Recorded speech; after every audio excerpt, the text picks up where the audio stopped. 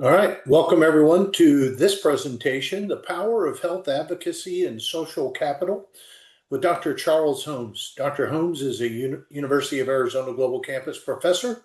He also serves as the chair of the MPH Program, as well as the chair of our Institutional Review Board.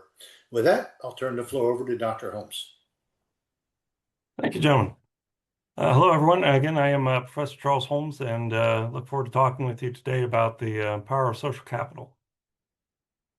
So usually when people think about public health, they think of no smoking policies, vaccines, or hand sanitizer. But today I want to talk to you about something much more personal, our relationships. We're going to explore why mattering to other people is actually a form of medicine, and how the hobbies we love, like the car you see in front of you on the screen, are actually secret tools for building a healthier community. So here's our roadmap for today's session. We'll start by grounding ourselves in a shared understanding of wellness and social capital. Then we'll confront a pressing national health challenge, the crisis of connection. And we'll dive into the science of how our social networks actually get under our skin to influence our physical and mental health. Crucially, we'll shift our focus to solutions, exploring how collective action and advocacy serve as powerful levers for change. And finally, I'll leave you with practical tools and a framework for beginning to build your own plan of action to become a health advocate. So we'll start with what is health. In public health, we look at what are known as the social determinants of health. These are the conditions in which we live, work, or play. And health isn't just about your last checkup, it's about the strength of the community around you, and it works just as you would imagine. Those who live in healthy and thriving communities tend to live longer and happier lives, and those who live in more disconnected and non-supportive communities tend to live shorter lifespans, have more chronic health conditions, and have shorter lifespans. To truly connect to a culture of care, we have to acknowledge that our social environment is just as important as our physical environment. So, how can we do that? And what if I told you that with a few actions, you could potentially cut your risk of dying prematurely in half? Social capital might sound like a technical term, but it's really just another way of describing relational wealth, the reservoir of trust, support, and shared understanding that exists between people. Just as you keep money in the bank for emergencies, social capital functions as a community level safety net, a store of goodwill built through everyday interactions with our neighbors, coworkers, and friends. When those relationships are strong, a community has the equivalent of a well funded emergency fund. People check in on one another, information flows quickly, and support reaches those who need it. It may also help to think of social capital as the infrastructure of a community, much like the pipes or roads or power lines that keep a city running. Relationships are the pipes that carry trust, resources, and worthwhile information. The more opportunities a community creates for people to meet, talk, and collaborate, and simply spend time together, the more extensive and reliable that network becomes.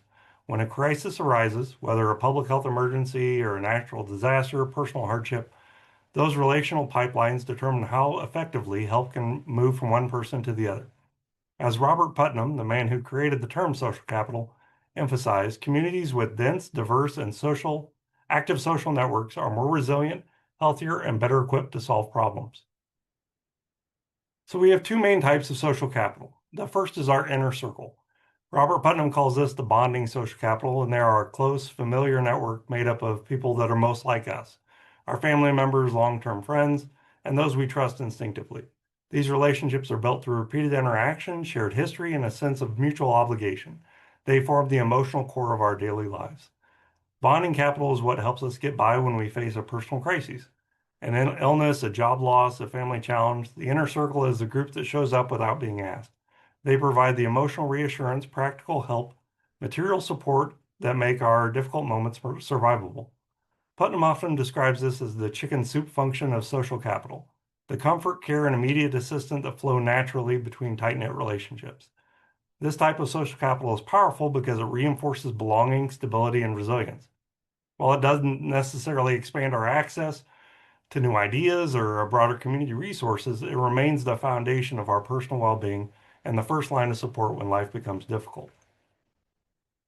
The second type of social capital is what Putnam and Garrett would describe as community bridges, or bridging social capital. These are the connections that link us to people outside our immediate bubble, individuals who may not share our background, beliefs, or daily routines, but who become part of our broader, more diverse network. While bonding capital helps us get by, bridging capital is what helps communities get ahead. It opens doors to new information, new perspectives, and new opportunities that would never emerge within a closed circle. Bridging ties are especially important for public health and community well-being. They create the pathways through which new health information spreads, whether that updates us about local services, emerging risks, or community resources. Just as importantly, these cross-group relationships build the trust needed for diverse societies to collaborate on shared challenges, issues like neighborhood safety, emergency preparedness, or large-scale public health initiatives. When people from different backgrounds feel connected, they are more willing to share knowledge, coordinate action, and support collective solutions. The recently released 2026 World Happiness Report supports all of these findings. Social trust, happy community, and everyday quality of life are what matter most when an individual describes themselves as happy. Bridging capital doesn't replace our inner circle, but it expands our reach and strengthens our communities. So why is it important to go outside our inner circle? The United States has experienced what many experts are now calling a loneliness epidemic. The U.S. Surgeon General reported that nearly half of Americans adults struggle with isolation or a lack of meaningful connection. And this trend didn't start with the big pandemic. COVID-19 simply intensified the patterns that were already emerging. In 1990, about 3% of Americans said they had no close friends. Today, that number has climbed to 12%, a fourfold increase that signals a deep erosion of everyday social ties. Loneliness is more than just an emotional burden. It's linked to poor health outcomes, reduced civic engagement, and weakened community resilience. Reversing this trajectory is essential if we hope to restore not only our individual well-being, but the broader social health of our nation. This graph best illustrates what health officials have been watching since the early 2000s. As we age, particularly around the age of 40, we're spending more and more time alone across all age groups. Since 1976, the number of adults 25 and over living alone has doubled. This trend of isolation is breaking those bridges of social capital that are needed to sustain thriving communities. As an example, growing up in Central Illinois, one of the hobbies that most adult Americans enjoyed in the 70s, 80s, and 90s were bowling leagues. Today's surveys show that adults say they actually prefer to bowl alone, which has resulted in a 36% decline in league membership in just 10 years and more than 50%, since 1998. When people who were surveyed asked why they wanted to bowl alone, they said they just didn't have time to be in a league. So where did our time go? Many of us feel too busy to participate in our hobbies or in social life, but the data tells us a different story. Research shows that Americans actually have 4 to 9 more hours of leisure time per week than Americans did in 1965. The challenge isn't a lack of time, it's how we're using that time. Increasingly, our free time is being absorbed by what scholars will call a digital trap. Solitary screen time that may feel relaxing in the moment, but gradually replaces face-to-face interactions. Instead of spending evenings talking with neighbors or joining local groups or engaging in shared activities, we're usually scrolling or streaming or gaming alone. This shift has real consequences from a public health perspective. As Putnam argues, communities rely on regular social contact to maintain that kind of herd immunity. And we use herd immunity when we talk about vaccines as well. When people stop showing up for one another, the protective web of relationships that keeps communities resilient begins to thin. Rebuilding that immunity requires not just more time, because we do actually have it. It's more simply an intentional use of it. So while digital tools like Zoom are very, very helpful, they're not enough to build new social capital or improve on your social mental health. Countless studies have shown that there is a substantial physiological difference in being in the same room with other people. Making long-term commitments to face-to-face interactions must become a pillar of your personal health plan, and we'll talk about how we can do that. So let's see how we can fix ourselves and our communities. Mattering. Mattering is the emotional energy that powers social capital. Think of it as a way, if social capital is the pipes that connect us, mattering is the fuel that moves the care, trust, and motivation through those pipes. Jennifer Wallace describes mattering as a two-part experience, feeling valued by others and feeling that you add value in return. Both pieces are essential. When people believe they matter, they are more likely to engage in healthy behaviors, invest in relationships, and participate in community life. That sense of significance strengthens not only psychological well-being, but also the biological systems that support resilience, including stress regulation and immune function. In this way, mattering becomes a core driver of both personal and collective health. Communities where people feel seen, needed, and appreciated are more cohesive, more trusting, and better equipped to respond to challenges. So a mattering deficit occurs when people feel they are unseen, unneeded, or easily replaced, and it has a measurable consequence for the body as well as the mind. Research has repeatedly shown us that this deficit triggers stress hormones that increase the cumulative wear and tear on our brains, cardiovascular systems, and immune function. When an individual believes that they do not matter, their bodies stay in a heightened state of vigilance, producing stress hormones that over time contribute to depression, systemic inflammation throughout the body, and higher risks of chronic disease and ultimately a shorter life. This is the same biological pathway through which prolonged isolation, a lack of belonging, and social disconnection undermine the health at the population level. So, to build a culture of care works against this deficit by ensuring that every person has meaningful ways to contribute, to be recognized, and to feel significant within their community. When people engage in experiences where they feel they are valued and are valuable, their stress levels decrease, their immune system resilience increases, and if that feeling can be spread across multiple people within that group, it actually results in the group collectively becoming stronger than any single individual. So it restores the idea that individuals mattering is not just an emotional goal, but we are absolutely stronger together than we are alone. So next, we must address what's happening in the US and through most of the developed nations of the world: polarization. And I don't want to spend a great deal of time here. This discussion has no political affiliations, and both sides have issues to resolve.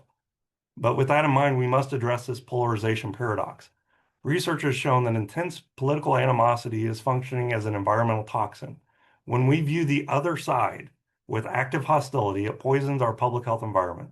What we are seeing is that one's political identity is actually superseding an individual's own beliefs in their making of health decisions, and that ultimately results in our communities becoming less safe. This is not just the United States either. This is a global issue. What this map shows is that the nations on the warmer scale or above zero have a greater belief that their political allegiance is superior to others. Because of this, they've become less inclined to contemplate differing viewpoints. And as their belief grows stronger in their own political affiliation, the scale of their interactions becoming hostile increases dramatically, which differs from perspectives. So if you have an individual that's on the cooler side, they're looking at these interactions as friendly. You're offering a debate, you're bringing in new information versus you're trying to change my mind. You're coming at me in a hostile way. So there has to be a stop to this us versus them approach. Community trust deteriorates and our health decreases when we take this approach. Living in a high conflict or hyper-partisan environment also keeps the body in a near constant state of fight or flight, even when no immediate danger is present. This chronic activation elevates cortisol, which is our most powerful stress hormone. It increases inflammation, disrupts normal immune and cardiovascular functioning. Over time, these physiological changes become risk factors for hypertension, heart disease, and stress-related illnesses. What feels like political tension socially is actually being experienced by our bodies as an ongoing threat, and the biological cost is very real. So reducing polarization is therefore not only a civic priority, but a clinical one. Building community bridges. Relationships that cross lines of difference help to lower the collective stress response by increasing trust, reducing perceived threats, and creating more opportunities for cooperation. When people interact across groups, our nervous systems actually receive those cues as safety rather than danger, allowing cortisol levels, that stress hormone we talked about, to decrease, and that reduces our poor health impacts. In this way, strengthening bridging social capital becomes a community health intervention. And my favorite quote to my children fits quite well here. The only things in life that we can control are our effort, attitude, and decision making. So I leave you with the idea: don't let others manipulate your beliefs and values. Seek to find commonality versus division. So, as we discussed earlier, inner circles or bonding social capital reinforce belonging, stability, and resilience. Essentially, it's our sense of mattering. However, what happens if our inner circles lead us astray? Even good things have a dark side. An inner circle becomes too closed off, it can become kind of reject outside expertise and rely solely on its internal belief systems. The same superglue that strengthens loyalty and trust can also harden the group into an echo chamber, reinforcing health misinformation and filtering out corrective facts.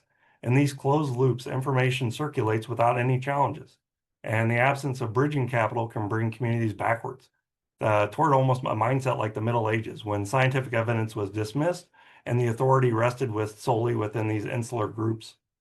This is why bridging social capital, or connections to people with different backgrounds, perspectives, and knowledge, is absolutely essential. These bridges provide access to accurate information, diverse viewpoints, and corrective feedback that closed networks often lack. Maintaining ties beyond our inner circle helps communities make informed decisions, reduces the spread of misinformation, and strengthens our overall public health. So now that we know the foundations, what actions can we take? Moving from research to practice requires treating human connection as a form of preventative medicine and not simply an optional add-on for, your healthy life. Catherine Pearson argues for what she calls aggressive friendship, a deliberate, proactive commitment to staying connected rather than hoping your relationships will maintain themselves. She suggests to be a nag. Take on the burden of being the social coordinator for your circle. Most people want to connect with each other, but they're too tired or too afraid to organize it. By scheduling mundane meetups like regular walks or coffee, you're providing a vital health service to your friends and your family. As humans, our best connections are built face to face. At the opening, I used the example of my car community. My passion for cars works as a scaffold that supports the social investment. It gives me and my growing group of friends a reasons to stand together and talk. Whether it's a car meet, a local walking group, these shared activities make it easier to build trust that we need to thrive. The hobby is a way for us to let our guards down because we can always go back to a safe topic in our minds. We have that initial meet and greet, and then I can always go back to talking about cars if the conversation goes awry, or we can talk about walking or any number of things. But it allows you to build that bridge and then go beyond the hobby, move that conversation to a deeper bridge. I have two kids in elementary school. Do you have children in school? Where are they going? What levels are they at? And you're building that relationship. Ironically, one of the most powerful ways to build social capital is to do something many of us hesitate to do: ask for help. When you reach out to someone for support, you're not burdening them. You're giving them an opportunity to add value to your life, which directly fulfills their need to matter. This simple act activates reciprocity. It strengthens trust and deepens the relational ties that hold communities together. Vulnerability in this sense is not a sign of weakness, but actually a catalyst for connection. It signals openness, it invites closeness, and reinforces the idea that we are interdependent on one another as opposed to isolated. In the photo in the lower left, you'll see me and my good friend Richard.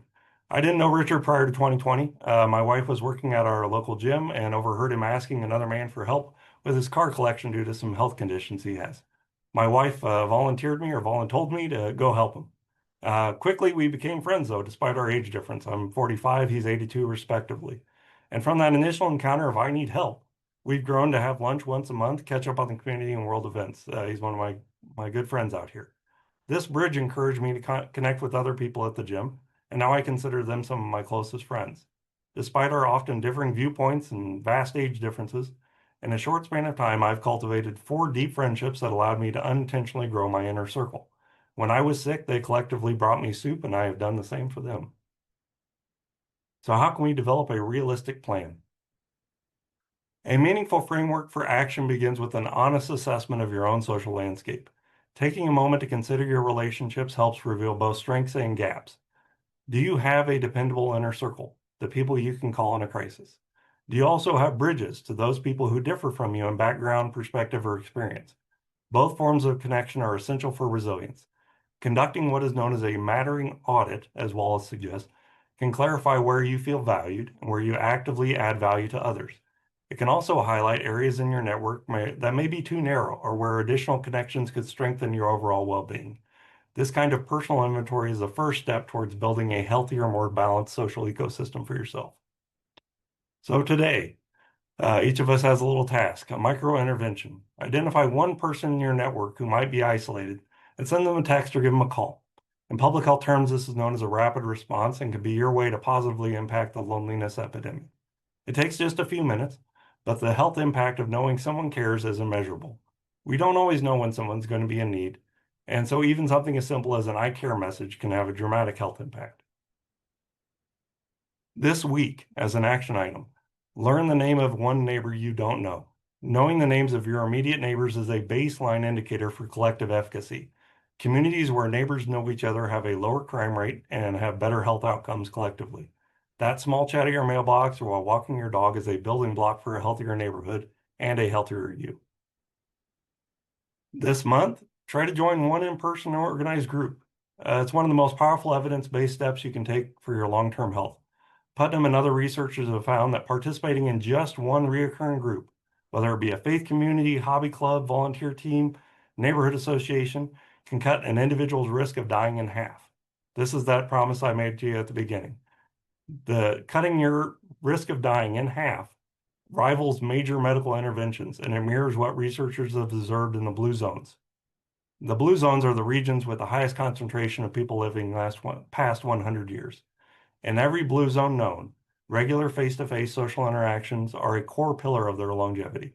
People don't just have friends, they have structured, predictable gatherings that anchor their weeks and reinforce their sense that they matter to the community and they matter to other people. So, looking at the year ahead, try to find a way to step into an advocacy role. Join a local board or a project that solves a community problem you're passionate about. These task-oriented groups are the best environments for building bridges across political or social lines while strengthening your community. These types of groups ensure that you know you are adding value to the collective well-being, and they also serve as the scaffold that we talked about, where I have my CART community. If you all have a community project that you're passionate about, that's the scaffold that allows those bridges to build. Advocating for your well-being. By intentionally investing in our relational wealth, we set the stage for improving community health and collective resilience. When we feel connected, valued, and supported, the benefits ripple outward. It strengthens neighborhoods, improves well-being, and reduces the social fractures that fuel isolation and polarization. As parents, teachers, friends, and coworkers, our responsibility is to help ensure that everyone feels they matter and that our social infrastructure is strong enough to hold each person, especially during moments of vulnerability. When we build networks of trust and reciprocity, we create a psychosocial shield. It's a protective layer of belonging that helps buffer us as individuals and communities from the corrosive effects of disconnection. This shared investment in one another becomes a public health strategy as much as a moral one, reinforcing the idea that our health is intertwined and our strength is very much collective.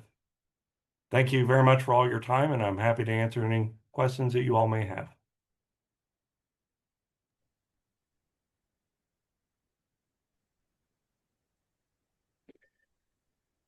If you want to put your questions in the the chat, or if you just want to use the hand raise option, just feel free, and we'll go from there.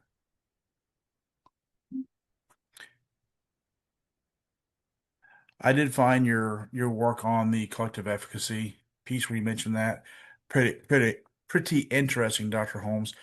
I taught JROTC for 5 years after I retired, and getting the buy-in with the students and then watching them really, attack the system as far as how they were in it together was a really neat thing to see. Um, Especially in high school kids who hadn't really been Absolutely. exposed, to that type of environment prior to. Outside of sports teams, most of those kids really weren't team oriented, and then watch them get the buy-in was really a neat thing. Yes, and that's the kind of that scaffolding power where you Hmm. have that you're all collectively passionate about whatever the topic is, and then it grows outwards. But you mentioned sports teams, and that's one of the kind of the easier examples to see of the collective strength that you can have where we've seen dozens of times, especially during this season with March Madness, where a team may not be the most talented, but if they work together as a team, they can often beat a more talented team that's disconnected and thinking more about themselves and the I statements. So it's a very, very interesting thing to track if you think of it that way in terms of connections. Yeah. Thank you. Other questions or comments? I Yeah, I'd like like to to. piggyback on Laurel mentioned in the chat that this is very timely, and I feel the same myself as a remote employee, as somebody who really relied on social media to a degree back in the day for my social interactions, and now kind of avoid it because of the polarization and all that. I really appreciated your presentation, and I'm going to have to go back and watch it a couple more times. I think there's some great micro interventions, certainly some strategies that I need to evaluate and probably make a focus on applying those in my life. Anything I can do to cut my risk of death in half, I'm in. Yeah, no, it's pretty incredible the amount of impact that it has. That face-to-face interaction is so really important. I until I started this project, I had no idea how much the data was showing that yeah, the face-to-face interaction and the regularity of that really does make a huge difference for us. Where a lot of people get my kids to interact with their grandparents via FaceTime, and you have all these things where we're able to stay more connected than we ever were. But because of that, we're actually less connected because people are falling back on Facebook or FaceTime or Zoom or whatever it may be, as Yeah. opposed to, face to face. Yeah. Laurel, I see your hand up. Thank you. Wow, I just can't thank you enough, Dr. Holmes, for this. It's so powerful and pertinent. Um, I gave a presentation on how self-care practices help us to be more grounded in the culture of care behaviors. And one of the things I suggested was building your social network out and taking a digital detox. And so you hit handily on both of those with the research. And that wasn't really where my focus was on that particular area. So this was Yeah. really great. It filled a gap for me personally that I knew about. And I didn't know if you or the group had heard about the Rosetta effect. It I'm not familiar with that I'll term, share no. it. It's so fascinating, and it completely supports everything you've been saying.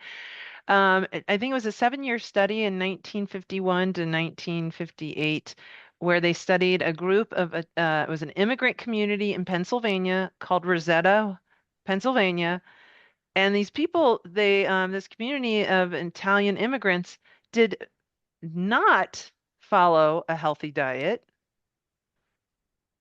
and they had extremely low heart attack rates compared to the neighboring communities and other communities.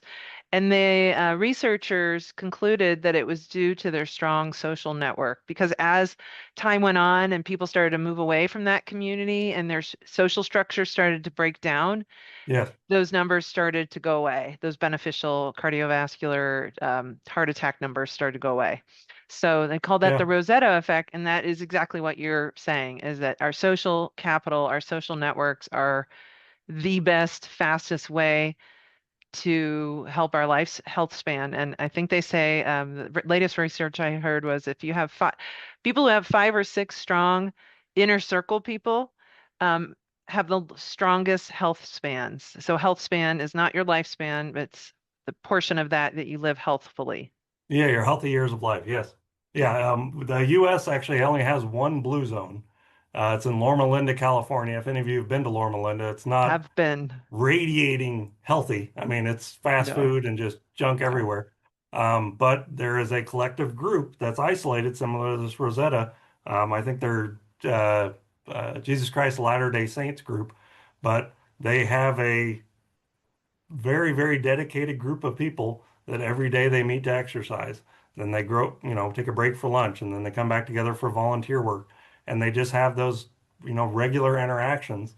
And a lot of them are living past 100 when individuals literally across the street are in their 70s and 60s struggling with many health issues. And they're not doing anything wildly different. I mean, their diets are a little bit better, things like that, but not enough to justify 20 additional years of life. It's just fascinating.